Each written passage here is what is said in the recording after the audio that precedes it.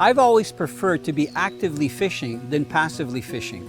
By actively fishing, I'm talking about casting, looking for fish, targeting areas, as opposed to trolling or just bait fishing when you're letting your bait sit on the bottom.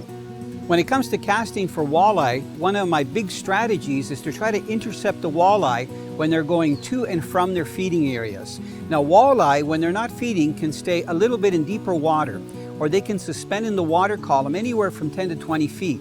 But when they want to feed, they'll move into structure areas, and they'll also move into weedy areas to feed as shallow as 4 or 5 feet. So what I try to do is cover that water in between. And I do that by using a crankbait that dives down to about 12 feet. One of my favorite is the new tail dancer in the scatter series. And what I do is make long casts in different directions. So I'm not casting to the weeds, and I'm not really casting just in open water. I'm casting to that transition section. So when I do that, I know that the fish are on the move. So I don't have to have my lure close to the bottom or close to structure or the weeds.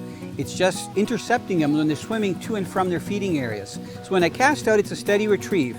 If I'm reeling in deeper water, I'll keep my rod tip close to the water surface to make that lure reach its maximum diving depth. As it's getting close to me, I'll actually lift my rod tip up and I'll make that crankbait climb up. So it's actually following a little bit the structure line, but swimming in the main water column.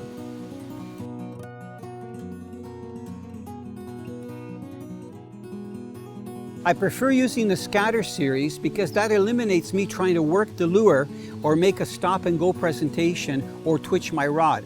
That scatter action actually makes that tail dancer wobble from side to side, but also change location, so it's shifting. And I find that that really triggers walleye to strike.